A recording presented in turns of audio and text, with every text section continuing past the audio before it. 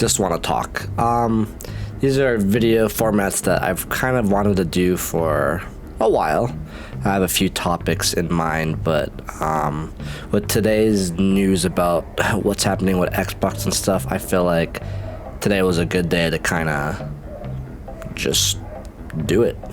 Basically, these videos are just me talking about something I want to talk about. I know I make some of these videos with the "Hey, we need to talk" segments, but there I'm limited to a minute. Here I'm limited to however I feel, how long it needs to be.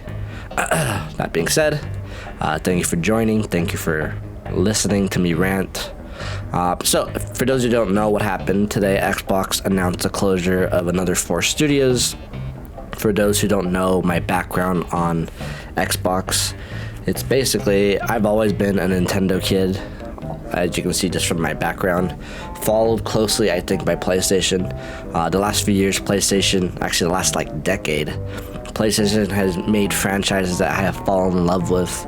Uncharted, Last of Us, Ratchet and Clank, even Spider-Man and God of War. There are a lot of franchises I hold dear to my heart, and I see them as a franchise that I adore, like Nintendo, Zelda, Pokemon, Mario, Pikmin, and all that.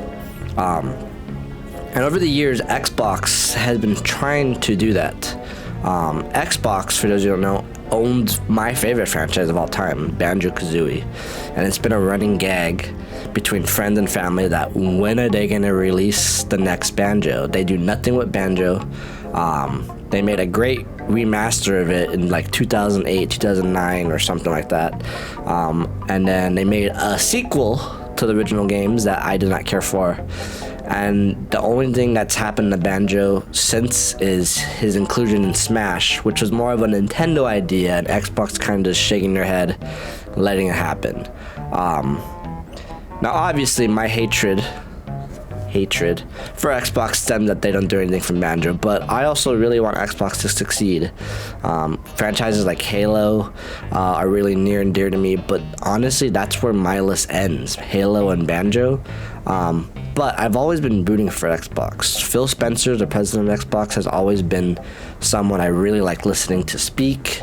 I really think he's the only icon of the video game main 3 right now. What I mean by that is, 10 years ago when Reggie Fils-Aimé and Satoru Iwata were president of Nintendo, they were the poster boys of Nintendo. They were in skits, they were in the marketing material, they were doing Nintendo Directs, you knew who they were. But now I think we live in a time where Nintendo's kind of laid back. They have their poster boys, but more casually, the new president, Doug Bowser. And then Sony, I'm not really familiar with anyone on the Sony side, and that's okay. There doesn't have to be a poster boy. We're definitely in a different era where to get the message across, you don't need to have memes or, funny skits to, get your message across. It's fun, but it's not needed. On Xbox side, though, I think Phil Spencer is a good face, and I think a face that's needed on the Xbox side. Xbox dug its grave years ago when the PS4 and Xbox One were, trying to fight it out, duke it out. And since then, many of my friends who were Xbox diehard fans in the Xbox 360 era moved to PlayStation and never looked back. And I only have a handful of Xbox friends. A lot of people just jumped to Nintendo and PlayStation. That seemed the Nintendo and PlayStation and PC seem to be the hand-in-hand type thing, or PC and Switch. There's always a hand-in-hand, I think, and Xbox is never really part of that discussion anymore. And I think it's just because they just don't make the right decisions. So this is where it comes in context today. For the last few months, or for the last few years, Xbox has been buying studios left and right, and the overlaying question was always why? Why are they buying these companies, and why are they, purchasing the people who make Call of Duty or Overwatch or Skyrim and Fallout? What's the plan here? And since then, we don't know. With Bethesda, yes, they made their Starfield game exclusive, which is probably a poor decision on their part, because I think that game didn't hit the expectations they were looking for. And that's where in line this all comes in. Expectation. They paid a lot of money for these companies. I understand that, but the expectation should not be that they instantly make it back. You have to put time and money into these companies. You have to make it confident. You have to give them confidence to keep making these games.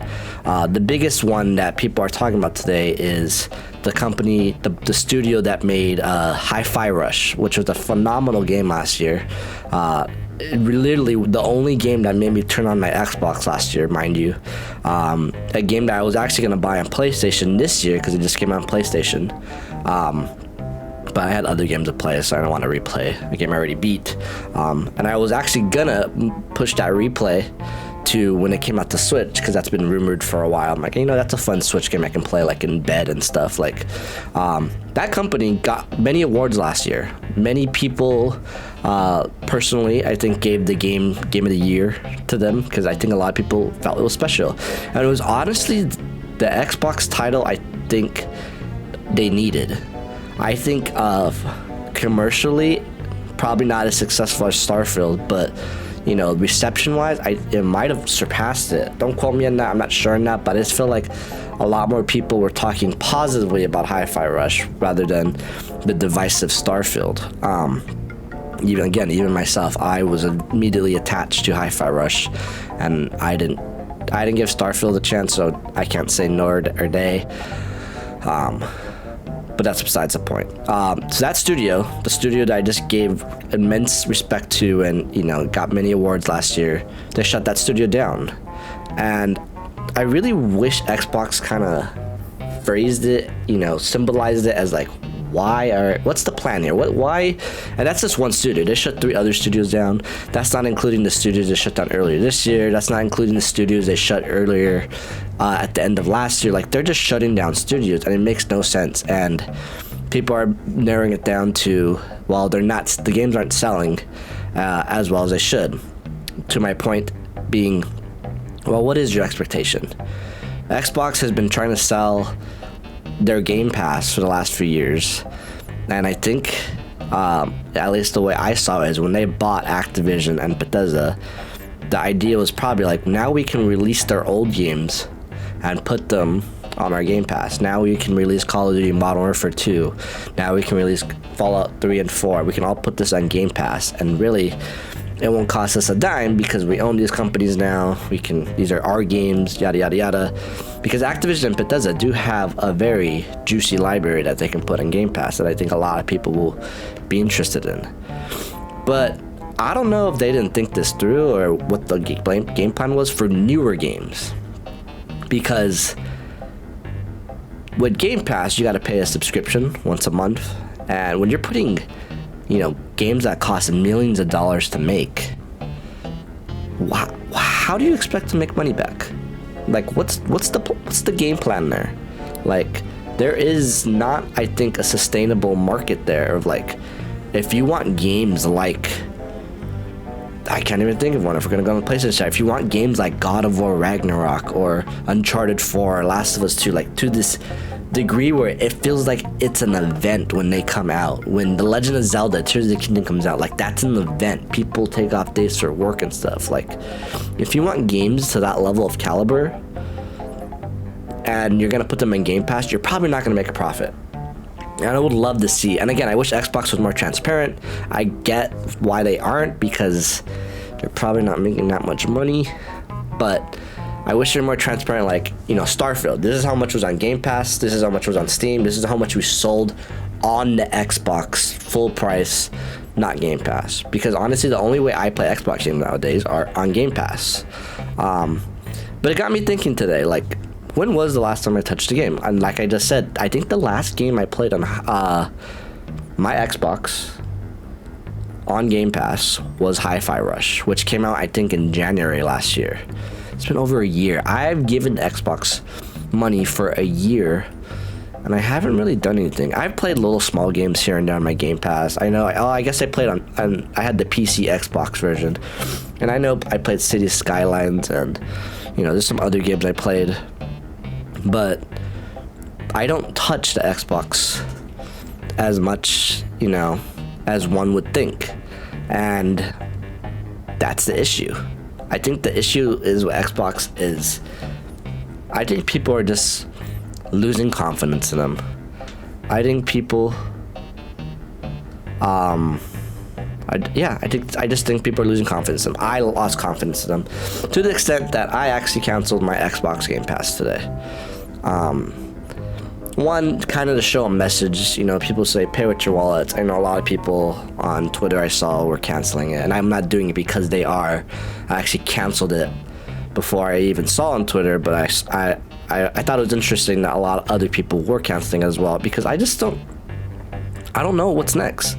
It's been a few months, in some of these negotiations, like a year or two, of them owning these companies, and I just don't. I don't know what I'm gonna play next. The one game I'm excited to play this year on Xbox is Indiana Jones, and we'll get there when we get there, depending on how it reviews, how it looks, how it runs, all these variables, because I don't know how it's gonna do all that.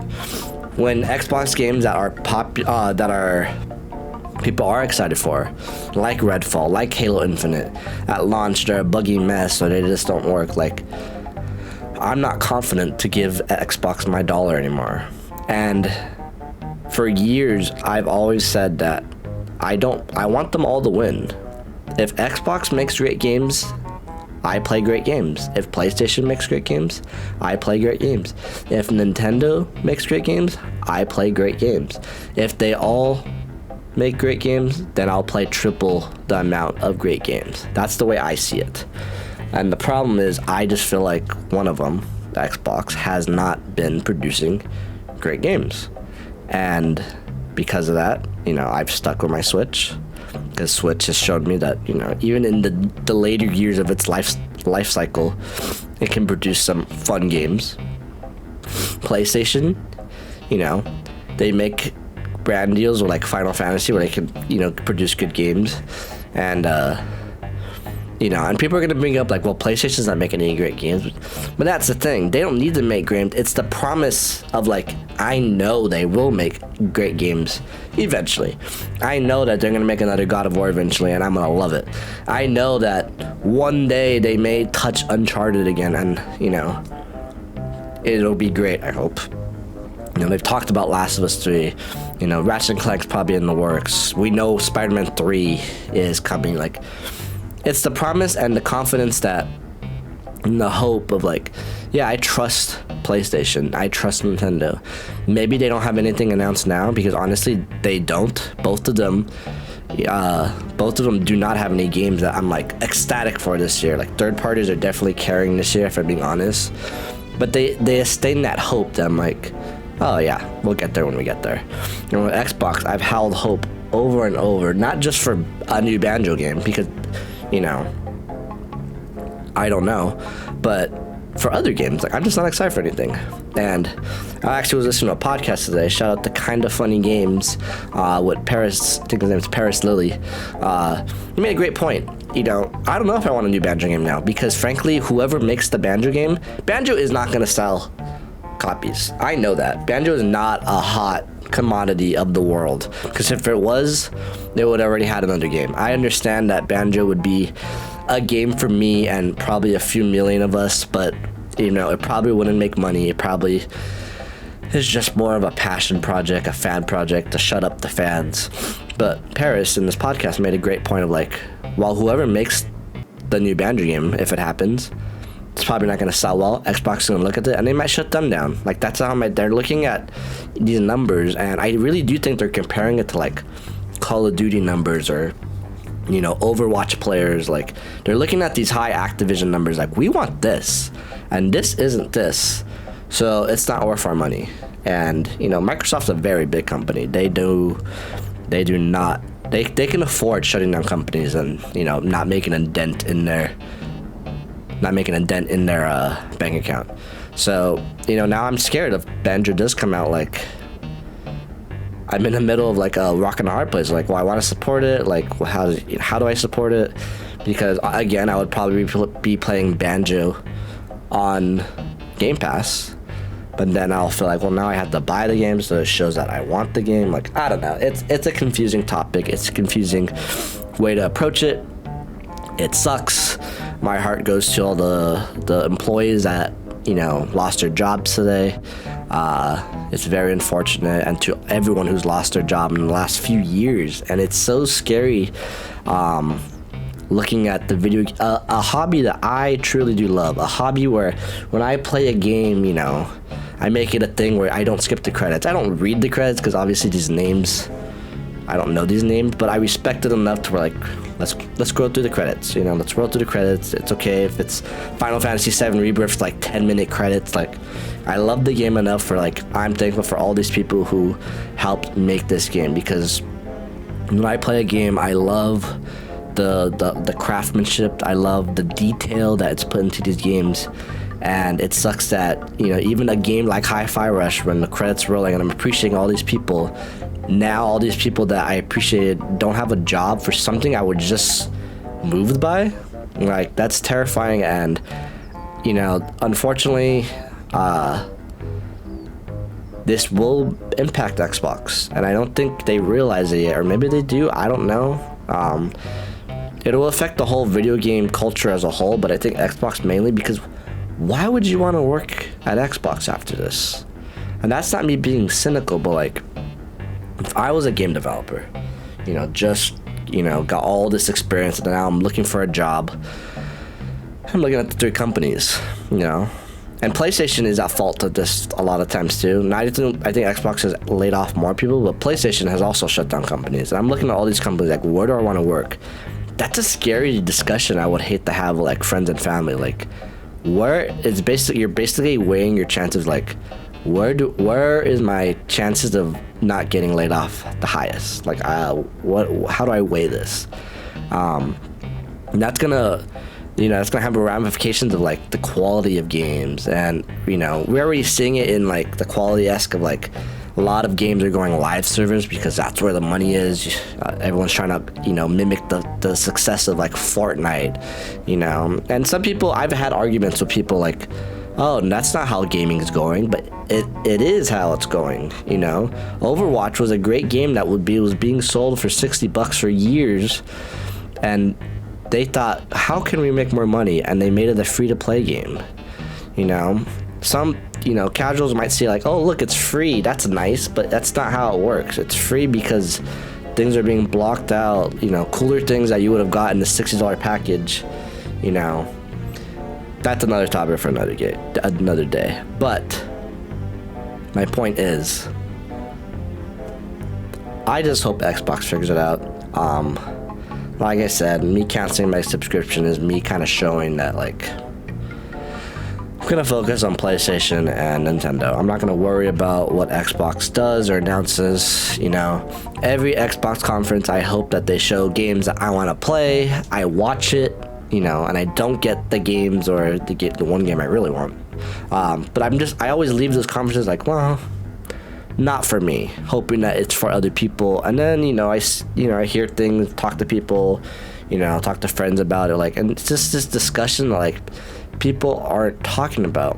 And this is something I'll bring up a lot, you know, in this video and, like, maybe in future videos, but I always use, you know, my best friend and my mom and dad as, like, a spectrum of, like, you know, how info is being tossed around. And what I mean by that is, my best friend, he plays games, but he's not, like, in the know of games. Like, you know, he'll hear about things, and if he hears about things, then I know, like, the spectrum of, like, gaming culture has got to him, like, on Twitter or Instagram or something like that.